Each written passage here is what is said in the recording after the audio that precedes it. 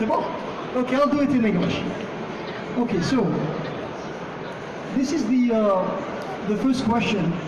So what is Erasmus? Okay. Erasmus program in the EU funding scheme to support activities in the field of education, training, youth and sport. That's what I was just saying, that it will target many sectors, not only the higher education, but also the other sectors like youth, like vocational training, formation professionnelle. This is a new target, okay? The second slide, you have the key actions. You have three main key actions, okay, in the program. We will speak mainly about the first one because it concerns many of you. Okay, this is related to the learning mobility of individuals. You have also cooperation for innovation and exchange of good practices. The third one is to support for policy reform. That's a high level of the Erasmus. Okay, the target is especially very qualified. Teachers, professionals. Okay, because it will affect mainly the reform of the policy. We have also some specific actions like the job money activities and sport. Okay. This is the overview of the presentation. I will start by the general overview. The main novelties introduced in this new Erasmus program, okay, and the 2022 call. I have added two things. One good news and one second, which is bad news. The first one is that we have many calls until October. But the main calls concerning, for example, the Erasmus Mundus, okay, the joint master degrees, or the mobilities are end. I mean, the last one is, I think, the 31 March, which is today, the deadline. So it's too late to candidate. Okay, but still, we will prepare to the next course. This is the objective of our meeting today, is to get prepared, to be ready to apply for the course. This will appear probably between October and November of this year. Okay? And these are the qualities I would say about the Erasmus Plus program. It is more strategic, more flexible, more simple, more open, more sustainable, and more generous. Okay, that's then the overview of this Erasmus. You have the general objective, which is to support the educational, professional, and personal development of people, okay, in education, training, youth, sport, in Europe and beyond. Okay, the countries participating, we have 33 program countries. This is mainly the European Union, okay, and then some neighborhood countries, like Norway, for example, North Macedonia. We'll see that in the next slide. And we have three actions, I said before: mobility, cooperation, policy development. Okay, the implementing mode, we have indirect, like national agencies, and direct, like the agencies of the European Commission. Okay? These are the Erasmus countries, so all the European Union countries, and you have non-European countries also, like Turkey, Serbia, North Macedonia, and Iceland. The partners countries are all the other countries in the world. That's clear. Okay, Algeria is among them, of course. The budget is rising each year, so you see that the budget is about 28 billion, and we have 10 years of participants. which is a very huge number, see? And then you have between mobility and between the projects participation of 70% of the budget is dedicated to mobility. Okay? Some horizontal priorities, you have, of course, these are the main priorities of this program. Inclusive, I said it before, which is that we have to target some entities which are not targeted before, which are not have been targeted before, because they are less, I mean, maybe in terms of capacity, in terms of accessibility, so we should target them. This is the inclusivity. Digital also, you know, after this pandemic, the training is shifting to be more digital than ever.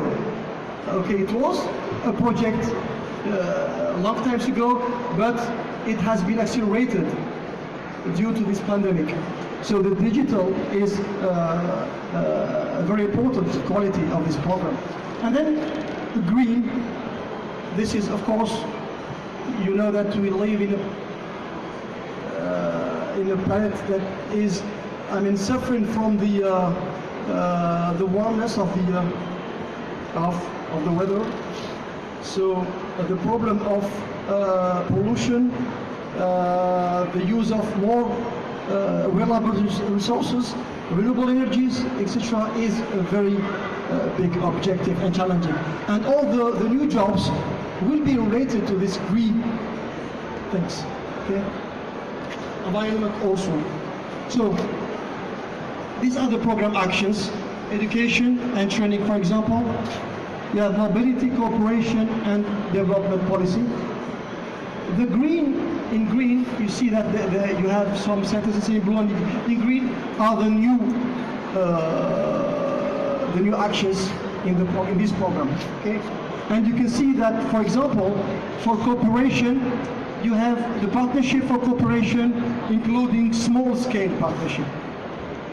So the application is easy, very easy. No constraints, and it's easy to have the budget to get this kind of projects. And you have, of course, the high level. I mean, if you want to have the partnerships for innovation, the target is for very qualified institutions. Okay, very high level schools and universities. Okay. Okay, so I will skip these slides, the new architecture, and I will speak about the mobility, especially. The international credit mobility, as your colleague has explained before, you have for students and also for staff. You have, of course, for studies between 3 and 12 months, or traineeship from 2 to 12 months also. So after mobility, you have an academic regulation, okay, the transfer of credits, which means that your credits are available, they are recognized in your university, okay? And then for staff, you have the academic staff, the administrative staff, you have the period from 5 to 60 days. Okay, of course, these are the support of the ICMs, okay, in organizational support, individual support, and contribution to travel costs.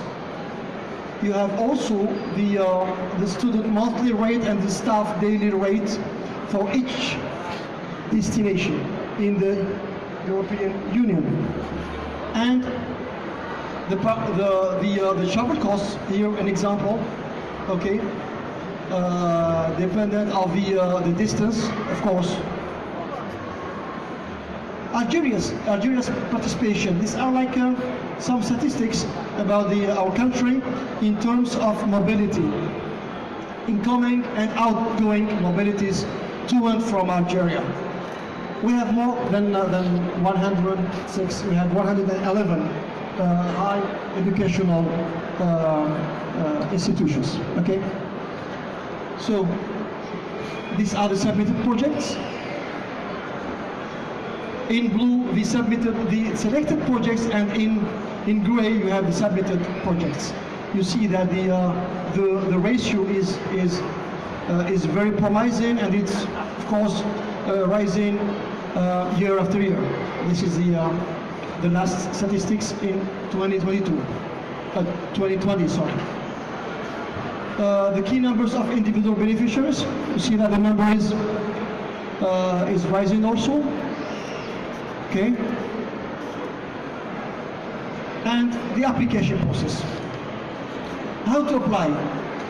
You have for students and for staff, you need to have, of course, an agreement between your institution and another partner in Europe, for example. Okay, this is mandatory. I mean, you have to have it. So this is the first condition. I mean, if the question what is there is no agreement, what if there is no agreement between the university and the program country university?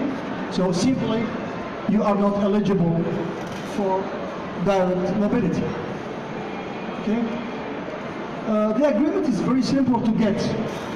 That's an example of agreement between Rwanda University and Algeria University. But you have only some steps and some conditions to satisfy. It's very easy to get them. Okay? It's not very hard to have such agreement. So once you have that, you will be contacted by your university to apply for the mobility, and then a selection will be done. Okay? Of course, selection basis on some criteria, like the ranking of the students, the knowledge of some foreign languages, like English, for example, which is very useful in many times. And then you will be selected. Okay.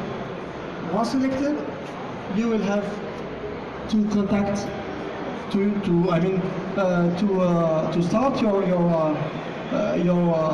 program. You will have all the information in this site when visiting the site, the websites. Okay. Okay. The program grid also. Okay. And of course, our national Erasmus office in Algeria. It's located in CRTE, okay, in Sheraga, and you have the website and all the information.